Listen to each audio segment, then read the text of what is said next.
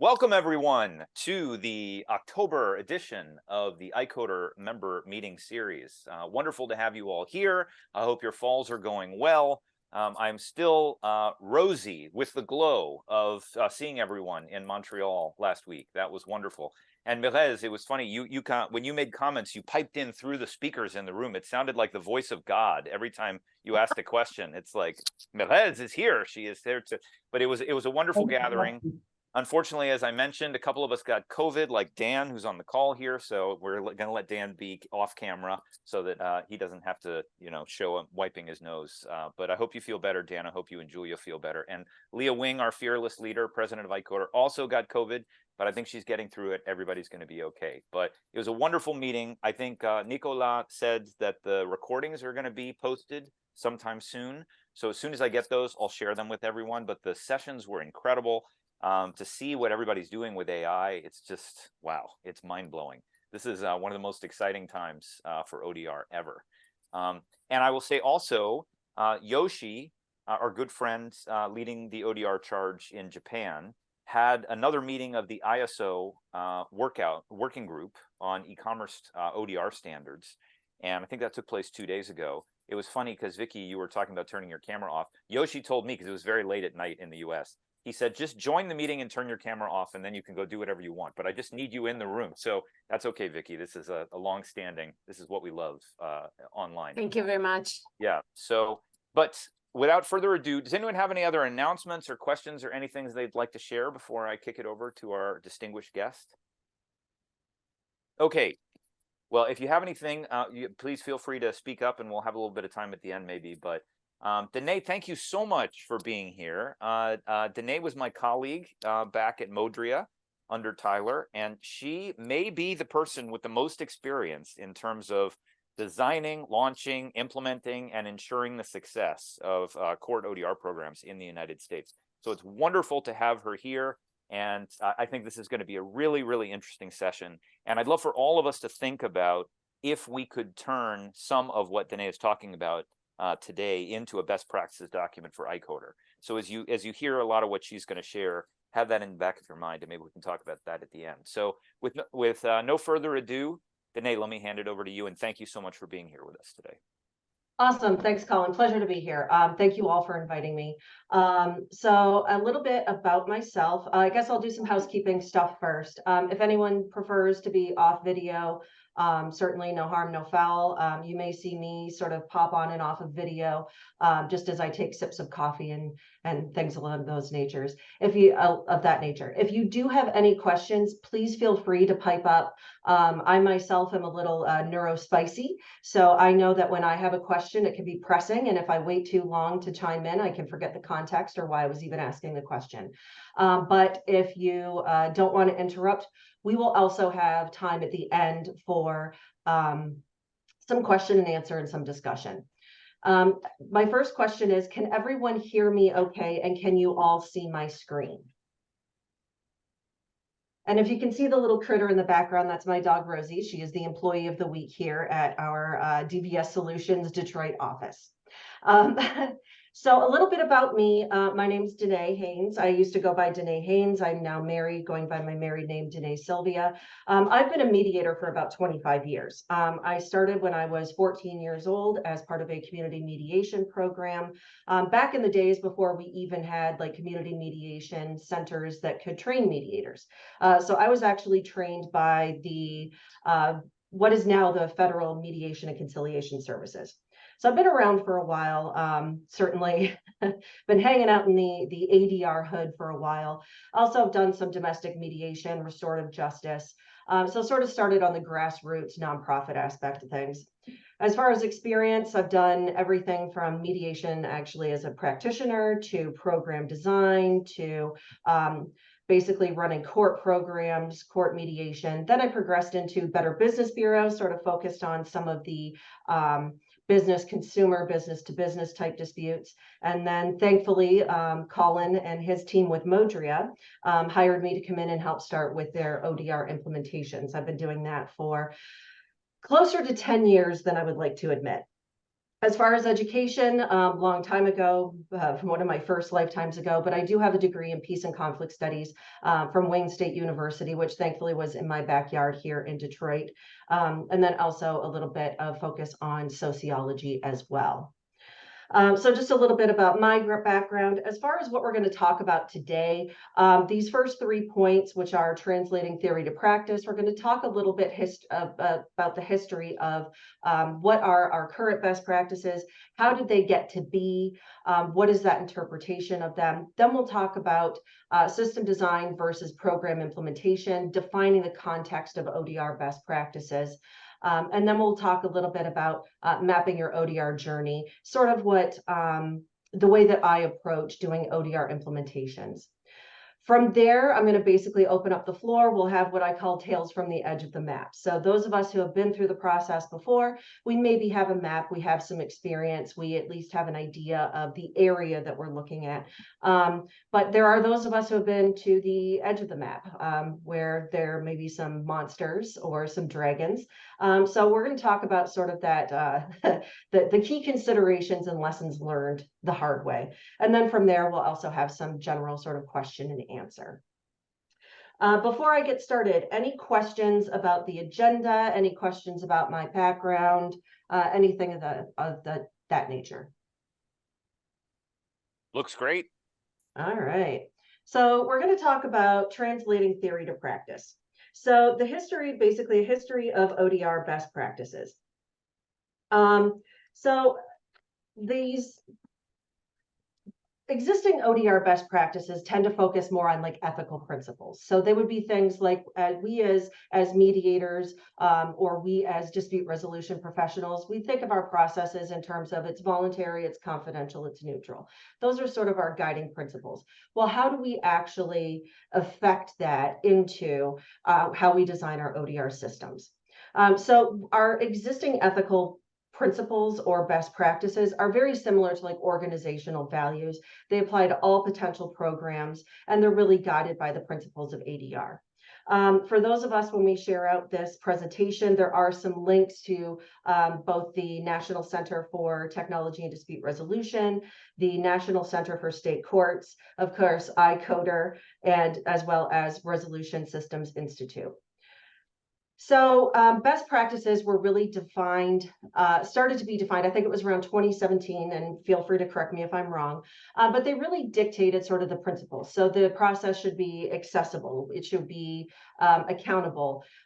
We should make sure that we're offering it to folks that where we have illustrated competence. We've got confidentiality. We basically, we have this list of sort of these guiding principles. Now, ICODR and some other organizations sort of boiled that down into what I think of as sort of the 8 high points. So it should be accessible, it should be accountable. We should make sure that we are providing competent neutrals, that we should be maintaining confidentiality, sort of those guiding ADR principles. When I look at what exists today, I look at it as sort of like the Hippocratic Oath, right? We all do this because we want to help people on some level. We either want to help people, we want to help organizations, we want to have some sort of impact. But the guiding principle is really first, do no harm, right? We want to jump in, we want to help, but we also don't want to make things worse. So when we talk about our best practices, these all, at least these guiding principles, they're designed to enhance the quality and the effectiveness and the scope of dispute resolution. Together, they provide a touchstone of our practices, our standards, our rules. So these are all things that I have considered and included as I have defined sort of these additional best practices, or how we apply best practices. So the question really is, okay, what is the context? How do we differ between the existing sort of principles, and how do we bring them? How do we actualize those? So often when an organization or a practitioner, whatever the reason is for wanting to implement ODR, we have identified, we've noticed that a lot of ADR organizations, the first thing that they will do is they will go out and they will sort of shop around for ODR vendors. I think of that sort of similar to buying a car. Without doing our due diligence, we're allowing that salesperson to dictate to us what our priorities are. Maybe we just need a simple car, simple grocery getter, something that'll get us up to the grocery store and back home. We don't need, a Mercedes or a supercar Ferrari, right? Now, maybe that is part of our part of what we're looking for, part of what we need to provide ODR. But we always want to start with basically what are our interests. And the way that we do that is through the implementation of these best practices. So going through these steps. Colin and I had a conversation recently about a lot of the studies that are coming out. And what we sort of defined, or at least I may be speaking on your behalf, Colin, but what I noticed is there does seem to be a gap between what the organizations are looking for and what the vendors can provide. ODR vendors are great at helping with system design. They know what functionality exists. They know the questions that they need to ask to make the system work. They don't necessarily take into consideration what it takes to make the ODR program work. So what we're going to talk about today is in terms of our context, we're going to talk about, yes, a little bit of ODR system design, but because that can be so vendor specific, I'm going to talk a lot about ODR program design, which will result in basically an ODR plan that encompasses all of it. So the best way to really bridge that gap between the ADR organizations and the ODR vendors is to complete the due diligence on behalf of our organization. It is really, if we are the ones that are making the investment into these ODR programs, we are the ones who want to see them succeed. So it's up to us to complete our due diligence to make sure that we are actually resulting with the impact that we set out to have in the beginning. Another benefit of this is if best practices are completed, the vendor selection process will prepare you to, you'll be prepared to ask the right questions through the vendor selection process. And because you're able to ask those questions, it'll make vendor selection sort of an organic outcome.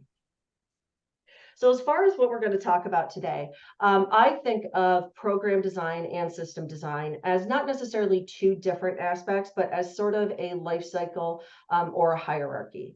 So what I've put together here is basically a traditional product roadmap. So that would be something that folks in IT look at. They say, okay, we're going to create this product, we're going to put it out on the market, we're going to learn from our mistakes, and then we're going to improve from there.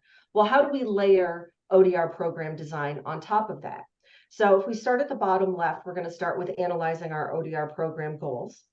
Then we're going to get into the planning phase for our ODR program, which is defining the ODR program policies.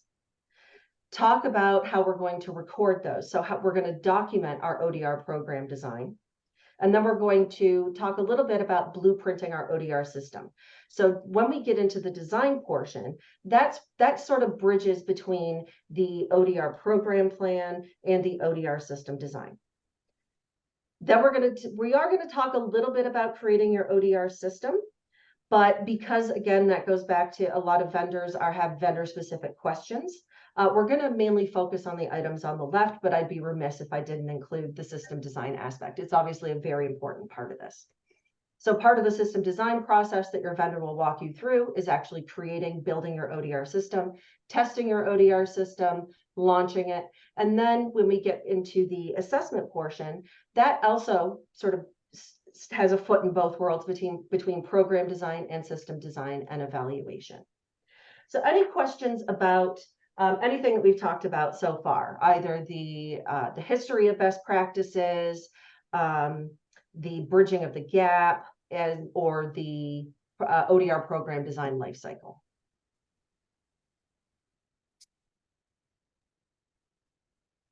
Okay, moving right along.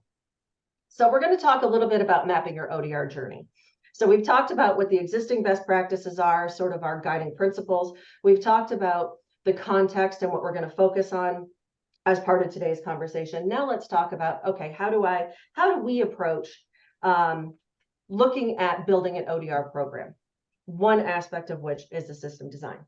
I think of it as sort of mapping a trip. You're planning a trip. You know you want to go somewhere. You know that there is a reason you want to go there. There are some things that we have to figure out in order to plan that vacation, right? One of those things, starting with, why do we want to go? Step one, choose adventure. Are we making the decision to enter into the world of online dispute resolution? Why do we want to go? So our key questions at this step are basically, why do we want to do, first of all, do we want to implement an ODR program? If you are sitting on this call, you probably either have made that decision or have already been through the process. So the next question is, why do we want to implement an ODR program? Is it to offer something in addition to existing ADR processes that we're already offering? Is it because maybe as a result of the pandemic, we're a court system who knows that there's some grant funding out there? So what is the reason? Why do we want to get into this ODR program? How can we commit to an ODR program? One of the things that I sort of noticed is, I think, what is a byproduct of this question in some of the studies that came out recently is, how can ADR organizations commit to an ODR program? How do we walk the talk? Does that mean we're doing things like implementing an ODR clause in our contracts, where that is our sort of our first intervention step? Should we run into conflicts as part of this process? Also, what do we need to define to support an ODR program? There's a sort of a common misconception that implementing ODR is basically taking an existing ADR process or face-to-face process and sort of retrofitting it to be online. But it's a common misconception. There are things that we may need to consider as part of our definitions. Things like, how does the definition of confidentiality change? How does the definition of voluntary change? Do we need to consider enforceability as part of the outcome of the ODR process? As those of you who were part of the forum last week in Montreal, one of the questions that came up was, if an agreement is a result of an online process, is that something that is recognized by our local courts? So those are things that we need to start considering as we sort of dip our toe in the water and decide to choose adventure. As part of the ODR plan documentation, the results of these questions should provide you with a vision statement. What is your vision statement? So the vision statement should be prepared by a high-level official. Basically just says, yes, we want to be a part of ODR. What is our policy statement? What is our ODR pledge? What is our pact or commitment to ODR? Will we update our contracts to default with ODR as our sort of first venue? What definitions do we need to consider? So sort of taking a step back, looking at the forest before we start looking at the individual trees.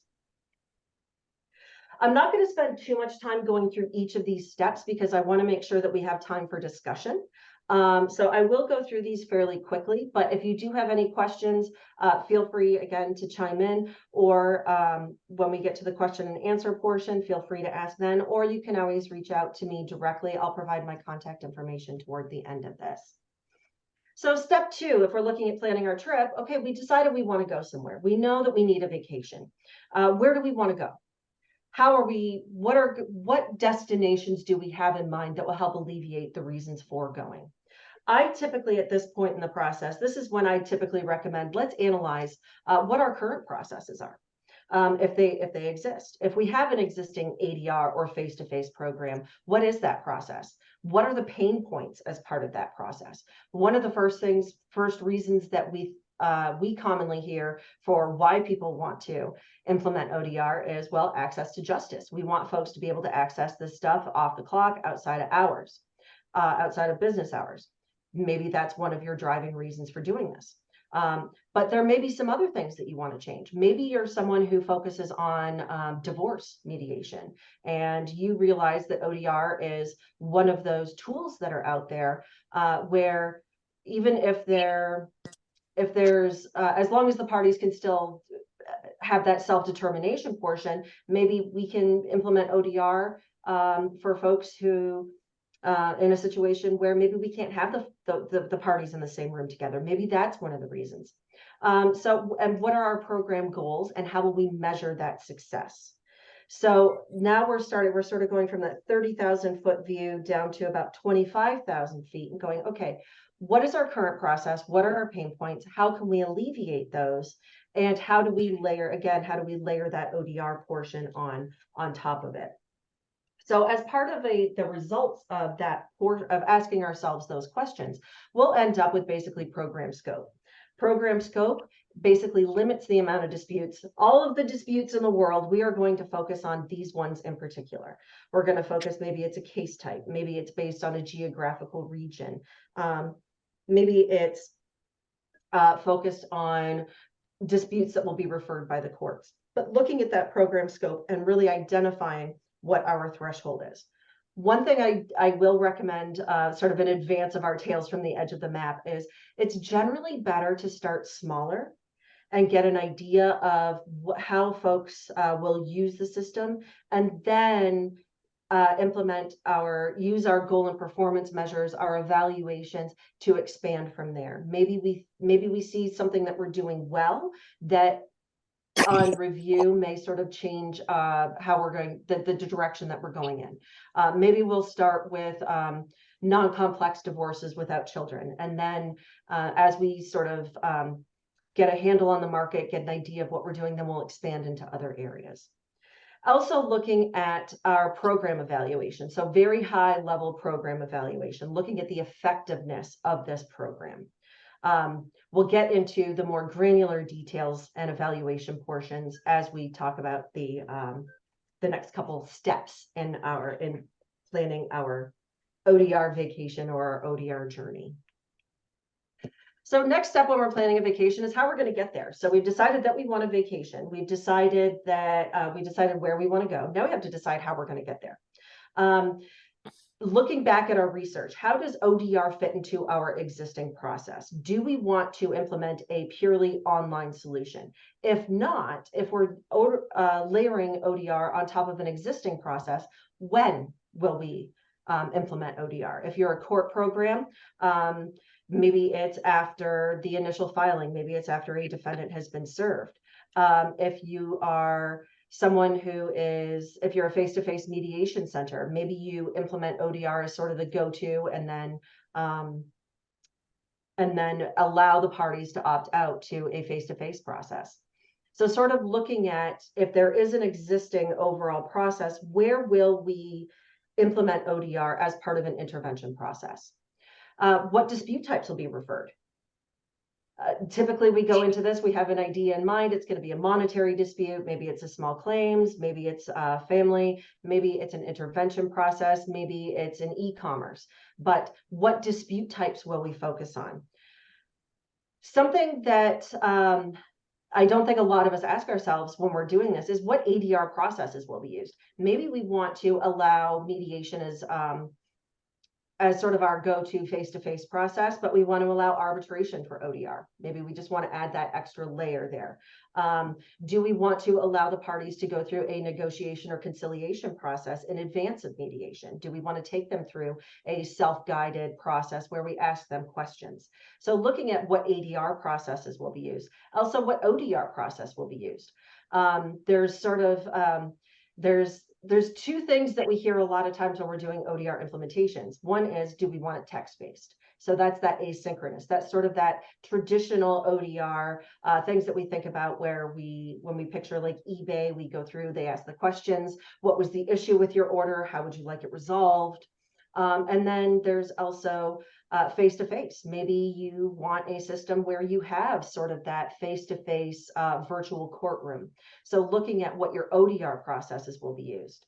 How will you identify cases? How will a dispute be referred? Are suitability screens required, especially for those of us in the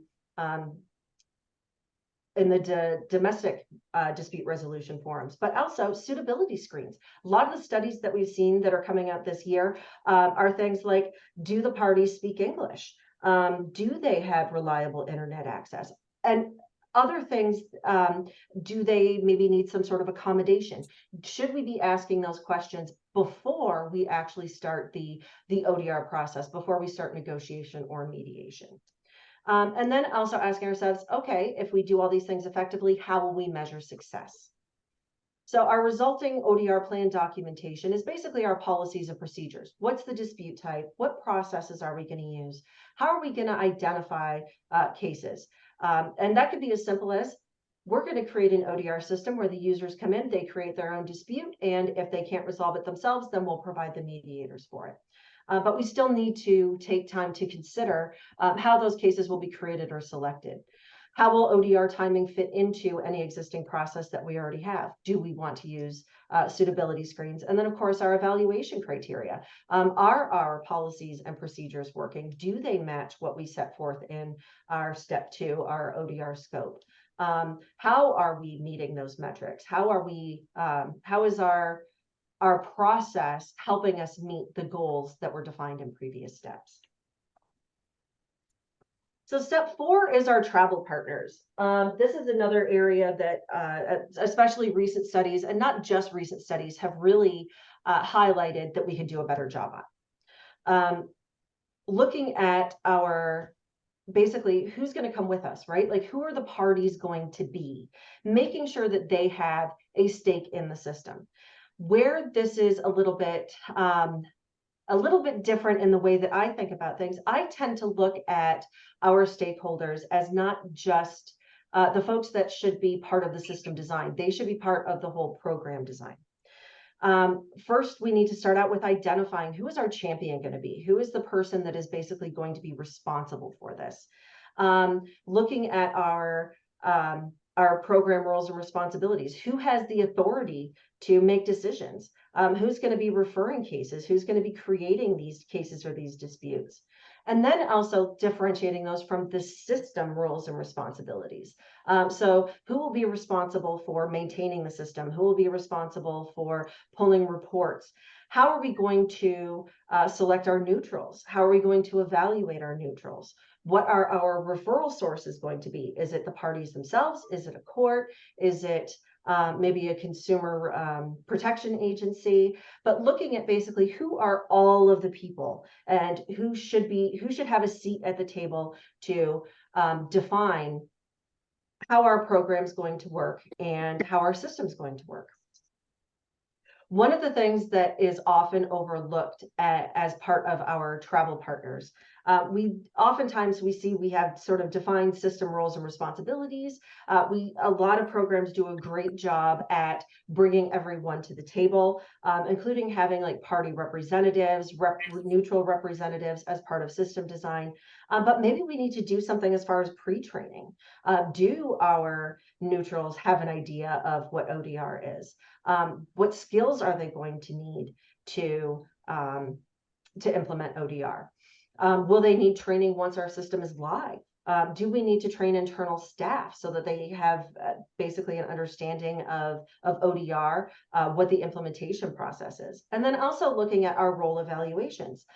So quality control is sort of one aspect of this, but do we need also looking at sort of functionality, do we need a mediator observer?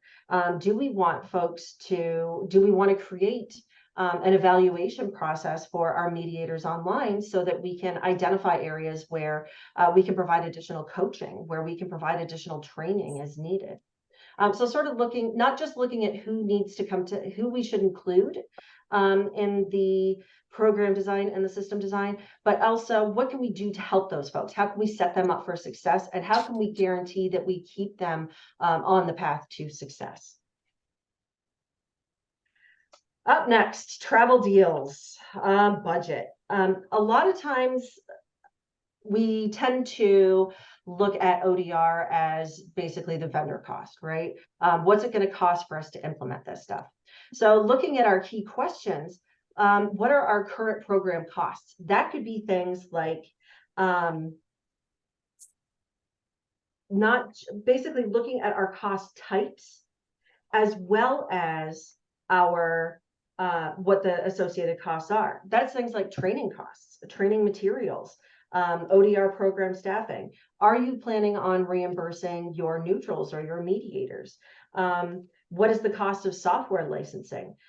So all those different things that are sort of hidden that you may not consider, but look, basically taking the experience that we have, if you have it, and then rolling it into our projected program costs. So looking at our overall budget, what do we think this is going to cost?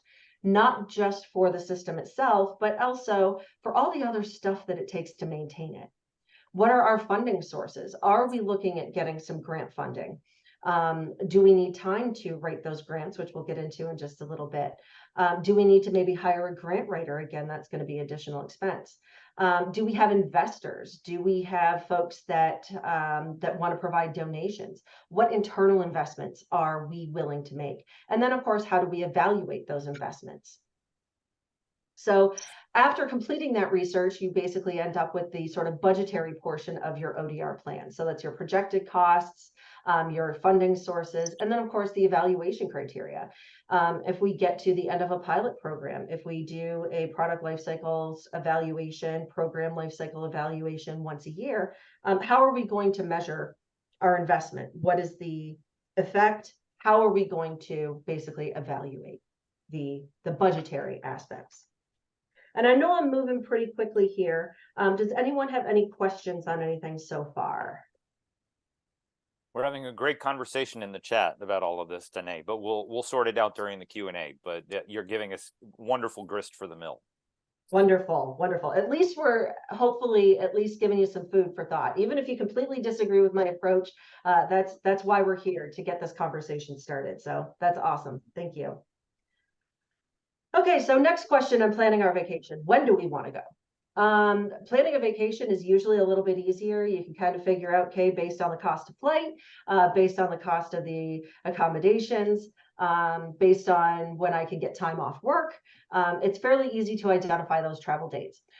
With an ODR program, not necessarily so easily. So first question we're going to ask is, when will we have the budget? If you're looking at grant funding, that's going to be a consideration. If you're looking at maybe your annual fiscal calendar, that may be a consideration. If you need to pre-train stakeholders, that may be a consideration. So when are the stakeholders available? And also, what is our program lifecycle? Are we looking at implementing this as a pilot program? Are we looking at implementing this as an enduring program? And if we are looking at doing this as a pilot program, how long do we need to get a good data sample? Is 1 year enough time? Is 3 years enough time? And then sort of going back and considering, okay, are we prepared to make that budgetary investment based on that timeline?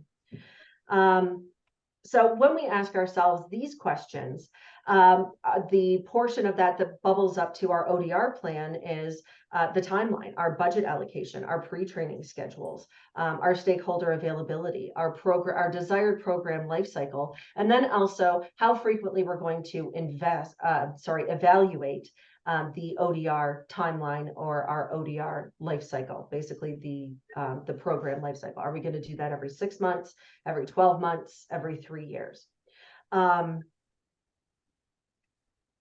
This is taking into account, this is sort of looking at the timeline from the organization or agency perspective.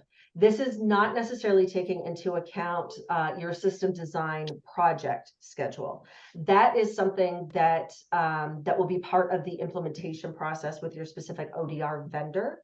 And that they will also have taken into consideration sort of all these other things as far as their resource availability, development schedules, product roadmap, all of those things. So this is sort of just figuring out, okay, when are we going to have the money? When are we as an ODR agency or organization, when are we going to be prepared to engage? When are we going to be ready to actually start this process? And then from there, you can basically partner with your ODR vendor to communicate the finite aspects of what the system design project schedule is going to be. Does that make sense? Anytime I start talking with my hands a lot, I feel like I need to check in with folks and make sure that I'm making sense. Absolutely. Absolutely makes sense to me. I think I like talking with your hands. That means the passion is coming. The passion or the disjointed, the visual part of my brain trying to come out through words. Okay, so let me just do a quick time check here. All right. Now, accommodations. Again, approaching this from the perspective of the agency. So this is when we start talking about what do we as an agency want. This is preparing us for the conversation with our potential ODR vendors. So what we're talking about here is basically what are our requirements? So what are our hosting requirements? Maybe we live in a country where like things like GDPR, and I know that's an acronym that a lot of us in the IT world know, but that's basically questions about what data privacy or recovery laws do we have to pay attention to? What are our hosting requirements? What security do we need? Again, going back to that definition of confidentiality, we want to make sure that we're not selecting an ODR vendor that hasn't considered the aspect of sort of nefarious actors. What are our reporting requirements, especially for programs that are using like grant funding? Your grant funder may have requirements that your ODR vendor does not know about and aren't tracking from the time that the system starts. So really, what are our reporting requirements for grant funding? Looking at the evaluation portions, how are we measuring those? How are we measuring that success? And does the system have the ability to monitor that? What documents should be generated? Do you want a negotiated agreement document? Do you want a negotiated non-agreement document? What information needs to be included in that document? Do you need a memorandum of understanding or statement of understanding prior to the mediation process beginning? Those are all things that your ODR vendor will need to know, and you should probably have some of that sort of designed, or at least an idea of what that will look like before engaging with the ODR system. Also, how will disputes be created? Are they going to be created by a referral source? Will they be created by your staff? Will they be created by the parties directly? How will users access the ODR system? Things like caucus tabs. If you are using the mediation process, do you need that breakout room functionality? Is that something that your potential ODR vendors can provide? How will stakeholders interact with the ODR system? So going back to, we've got the right people at the table, how are they picturing interacting with the ODR system? Do you have someone who's referring disputes that maybe needs to be able to track them? Do you have customer service staff that'll be fielding phone calls and emails from users or parties, and maybe they need access to the system? And then also, how will we evaluate the ODR system? So not just from the vendor selection process, but going forward, what are the options for product roadmap? If we identify a pain point, what is the process with that ODR vendor for remediating that or fixing that? So as part of the ODR program, ODR plan documentation, what we should arrive at after asking ourselves those questions are basically the requirements, our functional requirements. What requirements apply to us? Where are we beholden? That's things like our data privacy and recovery. There's probably laws or statutes that apply to your specific region or the party's region that you'll have to take into consideration. And that rolls into our hosting functionality. Our functional requirements, hosting requirements, our functional requirements, reporting requirements. And then, of course, how are we going to evaluate that system? So up next is our tours, and I'm sorry I'm running a little bit long on this, but I want to sort of get this out there into the ether so that we can have a very fruitful conversation about this. So what are we going to do when we're there? This is one thing that I know especially us as practitioners, I think we tend to sort of have not necessarily a one-size-fits-all personality type, but anytime that we have a personality that's willing to take on the role of sort of that neutral third party, we don't like to brag about ourselves. And a lot of the studies that we're seeing that are coming out this year are pain points. They highlight pain points where the parties don't know that these programs exist. They don't know that it's something that they can leverage. So the questions that we need to be asking are, how are we going to market the program? How are we going to make sure that the parties are aware not only of the program, but that their dispute maybe has been referred to the program? Are they aware of how to create a dispute? What participation incentives are we providing them? How are we marketing ourselves as a viable alternative to what other default processes they may use. Do we plan on gathering success stories? Maybe we want to get some feedback from the parties as part of the ODR process. How are we going to gather those? Are we going to do that as part of a survey at the end of the ODR process? Are we going to use those success stories to publicize the success of our program? How are we going to promote user education? So once a user is in the system, how are we educating them? Do we need to put together like a handbook? Do we need to put together a web tutorial or a YouTube video? Are we doing things like partnering with doing press releases or partnering with other organizations that can maybe refer disputes to us? So sort of looking at the non-humble brag version of getting the information and general awareness. So as part of our ODR plan documentation, if we answer those questions, what will bubble up to be part of that is our awareness plan, general marketing plan, party awareness. What are our participation incentives? What are the success stories? Maybe we also want to look at what questions do we want to ask folks that don't reach an agreement? Do we want to be open to receiving some constructive criticism? How are we going to evaluate that process? How are we going to identify those pain points so that we're, again, continuously improving based on our user feedback? And then, of course, even things like the studies that have come out recently where there's questions being raised about ODR. So maybe do we want to publish articles that are, Colin, I know you and I discussed this, sort of a persuasive argument in favor of, yes, we the practitioners, we see this, we thank you for your feedback. Without it, we can't improve. But where are we getting that information as well as part of this step? Next up, packing your suitcase. So this is where we're getting into the portion of sort of bundling everything all up. So in previous steps, we talked about how are we going to measure things. In this step, we're basically talking about now we're going to actually design the forms for that evaluation process.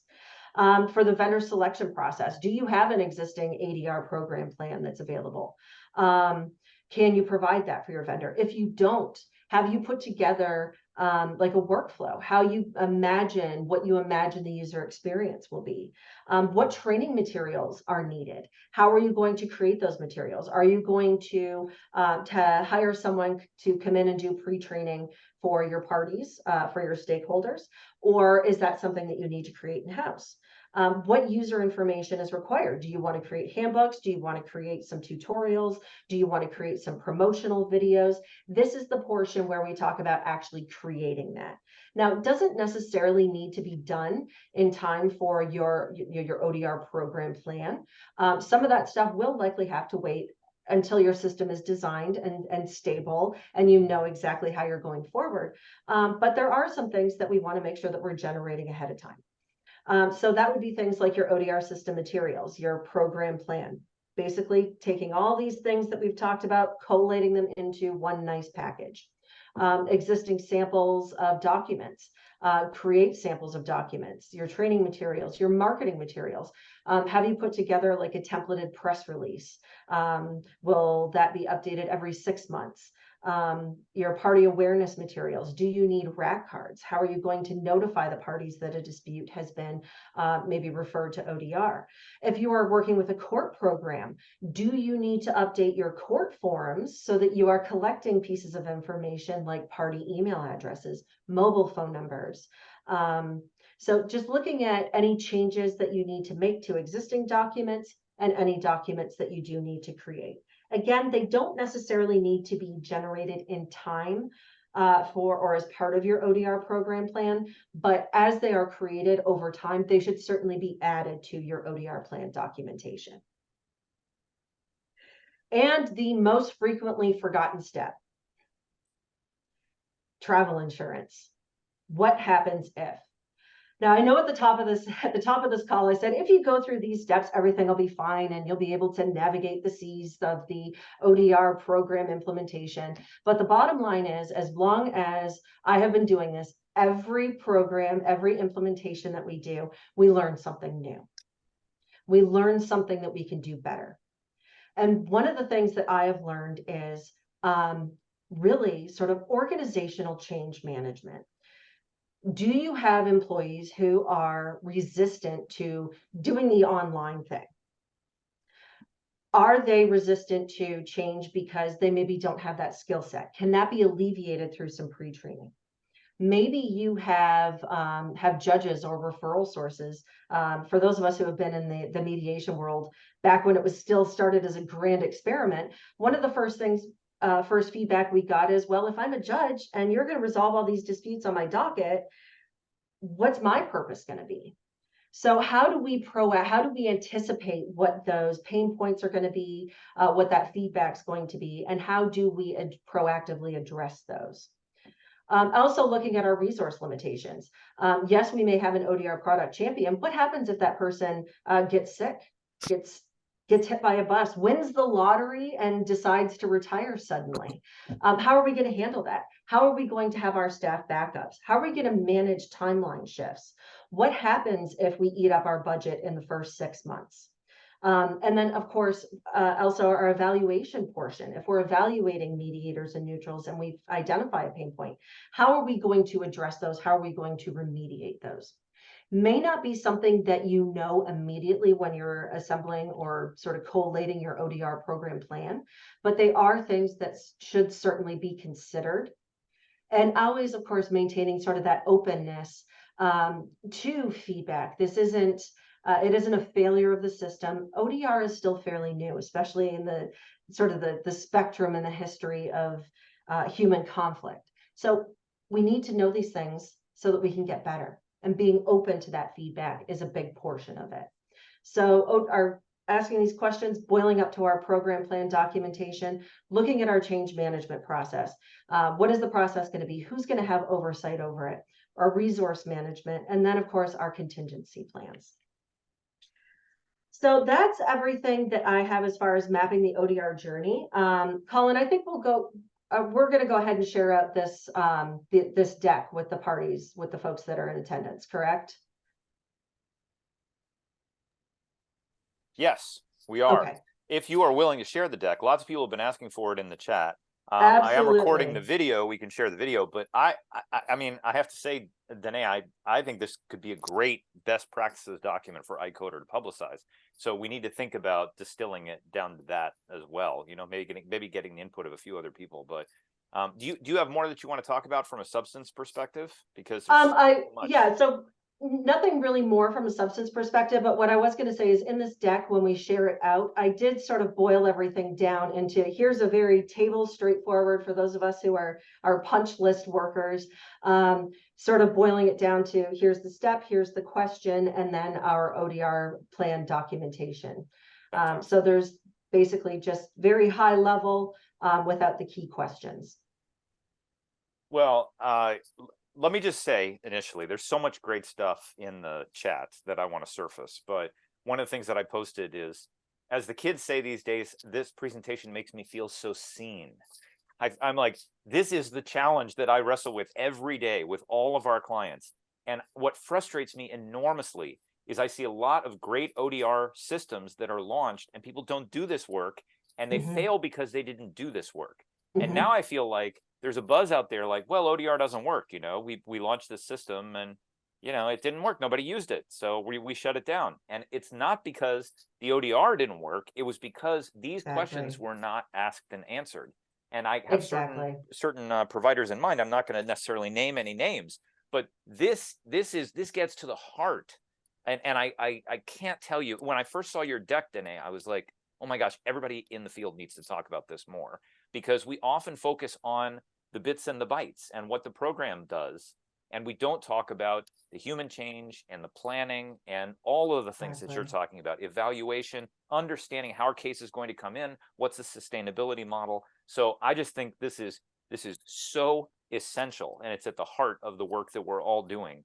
If we just spend all the time talking about, well, what other features should we add in the platform, we're missing the forest for the trees. So I want to thank you for that. And I want to open it up and see what others think to see if they feel the same way I do. Because we do have a lot of people on the call who are exactly engaged in this same challenge of trying to make these ODR implementations work. And some of whom have seen systems that were worked on and launched and failed for these very reasons. Mirez, I see your hands up. What would you like to say? I wish this checklist existed back in 2000 when I built the Netcase platform for the International Chamber of Commerce. It speaks so much to me because I've been through all this process when I undertook the work. And I had no checklist, but it was intuitive. And every time I was drafting the specs, I mean, one of the steps would come up and I would try to link the dots. But if I had that checklist, it would have been so much easier. Anyway, all the issues that you also raised, and thank you for this excellent presentation. We definitely need a checklist because the book, I was looking while you spoke, because the book of Janet, of course, speaks about dispute design, but we don't have a short checklist that we can go through very quickly and while drafting instead of reading just a book. Of course, reading the book is also useful. So all the issues that you have raised, the bad or the lack of promotion, the lack of education of users, budgeting, how do we use the feedback, all of these issues, I have raised them over and over in articles and presentations to speak about the reasons for which ODR platforms failed. And as you mentioned, Colin, it hasn't failed because of the technology. It failed because it wasn't properly surveyed and prepared for building it. So thank you very much, and I do encourage that this checklist be promoted and published. Well, I'm going to go to you in a second, Amy, but I don't know if everyone knows this, but the EU has just pulled the plug on their EU-wide ODR initiative, where professional sellers were required, but not, there was no enforcement, but they were required to provide ODR to consumers in cross-border transactions. And I remember when that passed, I was like, oh my gosh, this is so forward thinking. This is incredible that the EU has passed this. And I met some of the people who put it together, and I started asking them some of these questions. Where are the cases going to come from? Where's sustainability? What's the enforcement? What are the KPIs? And their response was, well, we'll figure all that out later. And I was like, uh-oh. That does not bode well. If they have passed this and they've not thought through these questions, it's not going to get figured out later. And in fact, when you build something without having answered these questions, you're building on sand. And that's essentially what happened. I don't know, Mirez, if you have one comment you want to do as a follow-on to that, and I'll go to Amy. Well, I think you saw the chat that we have had today on NCTDR and about that problem with the EU. Unfortunately, indeed, they haven't built a proper program, and actually they don't really care about it. What they've done is trying to list ADR, not ODR, ADR providers, and provide to consumers the possibility to find one of them depending on the dispute they had. But it wasn't at all an ODR service. When I invited one of the people from the EU to come and speak at the ODR forum I organized in 2017, she told me she can't say anything about it because it wasn't, there was no training. They would try to build while it's going, but nothing was tangible. And it's so sad because it's the third time that they waste an entire program, an entire project, and they fail it. Well, and it reflects badly on all of us. It's like, well, ODR doesn't work. The EU had to pull their program. Amy, what did you want to say? Sorry to interrupt. Oh, please, Colin, Danae, no, don't interrupt. One of the things, you should be one of the things I was going to say that is a very important question that listening to you all, I'm now realizing I have to add in here is, who is responsible for the program design, right? So part of the gap is we kind of assume that the ODR vendor is going to take us through that process, but it's up to us as the practitioners, as the organization, to really take ownership of the ODR program on the whole, and not relying on just the vendor to do all of the stuff sort of outside of the ODR system. And that may differ depending on the ODR vendor, but it's still a question that needs to be asked, right? Like, is this a responsibility that should fall on us as practitioners, as the organizations, or is this something that we should be expecting of our ODR vendors to provide? I don't know that I know a good answer to that, but for me, my prime consideration would be, does the ODR vendor actually have a stake in the outcome and in ADR practices? Great question. Amy, what did you want to say? Yeah, no, just thank you so much for the presentation, and I want to get a copy to share with my people here in Ohio, because we are a perfect example. That is very sad, because we had many, I think it was like 28 pilot projects going on and around the state, with a very strong history of ODR in Ohio, with Franklin County having the first ODR platform up and running in 2016 for small claims. And unfortunately, because they didn't follow these different ideas and didn't plan and didn't go through, I mean, and for various reasons. So this would be really helpful for me to share as we go into 2.0 for Ohio. But relatedly, many years ago, well, Colin, you and I in our book, New Handshake, talk a lot about sort of system design. And now Jan Martinez and I are actually writing a new book on digital dispute system design. So this would be really helpful. We'd love to, talk to you about this. So anyway, I just really hope that I can share this. So whatever you're willing to share, please let me know, because this is really important. And to Colin's point, and to Merez talking about the EU, I'm really worried, because the same thing is going to happen now with the DSA. If you looked at the provisions of the DSA in terms of requiring ODR for notice and takedown for what's provided on large platforms like social media platforms, they have not worked out any of the details. They're once again doing the exact same thing, where you ask people, okay, how's it going to work? How are you going to get the ODR providers? How's it going to, it's like, oh, we'll figure that out later. And I don't know, there's no incentive. It has to be nonprofit. I'm not sure if you have any thoughts on that, but there's some real questions as to how they're going to actually implement the DSA with respect to ODR. Mm-hmm. I worry that it's similarly not thought through. I mean, No, I had a conversation with Diana Wallace right after they passed this thing, and she didn't have any of the answers. Yeah. So I would imagine the DSA people is very similar. They're like, well, we'll figure it out. Oh, that's exactly what they're saying. Yeah. Yeah. Marie, please, what did you want to say? Sorry. I I'm really excited to see this, because I, come from the banking world, financial services, and specifically from audit and compliance and risk management. And I've built enterprise risk management programs for banks.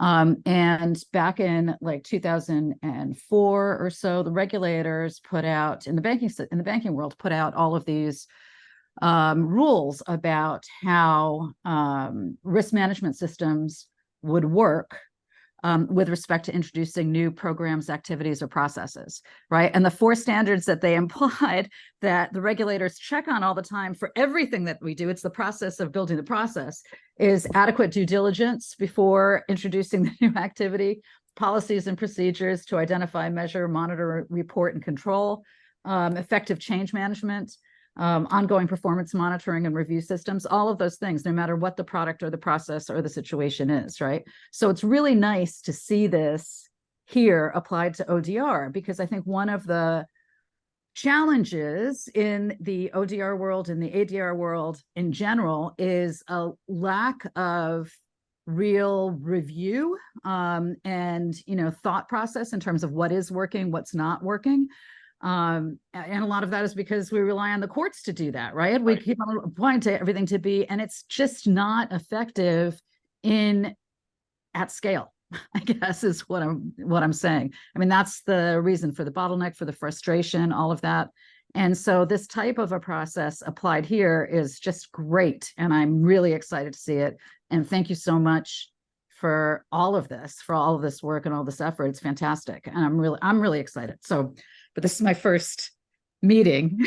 Oh, well, hopefully first of many. I will say, Bob, I'm going to come to you for the last question, but Danae has agreed to do a session during Cyber Week, which is coming up first week of November. And we're going to dive into this even more. And what I'd like to do is, Danae, with your approval, let's try and put together a best practices document, that we could circulate through ICODR, distilling some of this out, but also gathering from input from other folks. But I think this is essential work for us to, ensure that ODR lives up to its vision. So, Bob, please, last question. Sure. Well, first of all, thanks for the presentation. And as a ODR vendor, we provide, software, all that stuff, but also online training, a support bot to answer questions, things like that. But it's very difficult to get into another organization's process because there are varying styles of doing dispute resolution to begin with. The basic culture or the organizations can be quite different than what you're thinking about. And it becomes basically then, instead of just being a vendor, you become a consultant as well. And I think that might be different than a lot of ODR vendors want to provide. So getting people to agree to a process internally, having spent 28 years managing Intel's decision science and strategic planning, I can tell you, we used to do simulations of processes before we even implemented them, because it's pretty hard to understand what the problems are going to be unless you actually try the process out.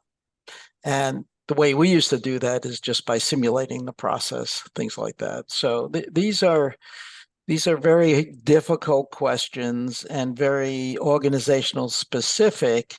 And in fact, if you took the word ODR out of the presentation, I'd say 80% of it applies to any online service you're going to provide. It's basically pretty much the same for anything. So I agree. Oh, please, Danae. It's like the memes you see on Facebook or social media. Like, if you just chime up halfway through any conversation, say it's about finding balance. It's about making sure that everyone has a say. There's those buzzwords that, yeah, they do apply to everything. And Marie, to sort of feedback on your point, you are right. We have been sort of allowed. I don't want to say necessarily allowing, but you brought up the point about the courts and is it scalable? And the courts are such a niche, and I know Colin, you and I have talked about, not a niche, but they're so specific. They have and Colin, a culture. I know you and I have talked about it before, where they're, by definition, they're a reactive institution, right? Whereas ADR has really tried to be a proactive process. So how do we take that culture, that existing culture of ADR, and make sure that we're not losing anything through our case studies of using the courts as sort of that touchstone or that filter? Yeah, one thing, Dan made a point similar to this in the chat as well. And Danae, I'll send you the chat because there's a lot of great stuff in there. But, he's saying, well, this is just, basic project management. I mean, like, you need to ask these questions if you're going to deploy anything. But I do think there's a qualitative difference in launching an ODR system versus launching an invoicing platform or a CRM system or a contact us form. You have to deploy those things too and make sure they're meeting the needs of the organization. But we have very specific ethical obligations. We have process and procedural, and we're also selling something to these organizations that they don't really understand the benefit. They may say, well, I can see some promise and potential here, but I don't really know what the impact's going to be on my organization. It seems like it will likely be positive, but it's not like, well, we have to send out invoices, so we need a software platform to send out invoices. I don't think a lot of these organizations, like the courts, a lot of them say, well, everybody seems to be building ODR, so I guess we should build ODR. I think it takes a lot of hand-holding, and we do have to go through, it's not just the software deployment, making sure all of the buttons are labeled correctly. It's also the organizational process of getting buy-in and talking with people and holding their hands. And I think that makes us as vendors, we have to get more intimate with our clients than some of the other peer software products, software as a service products out there.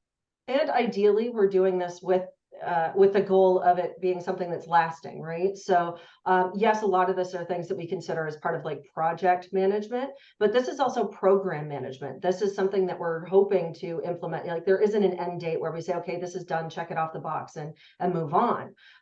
This is sort of more than just, here's the punch list, go through it. It's also, when do we revisit it? When do we come back to it? So the context is a little bit different, but yeah, the punch list is basically sort of, it's very similar. Yeah. And Dan, I invoked your name, so you get the last word. What did you want to say? Oh, the last word, my goodness. Well, all I was going to say is that it seems to me that there is an inherent dichotomy at work. You have people who are developing systems who are making assumptions about how the system should work and maybe asking all the right questions about those systems and creating a system that operates very well. But then you're trying to sell it to multiple clients.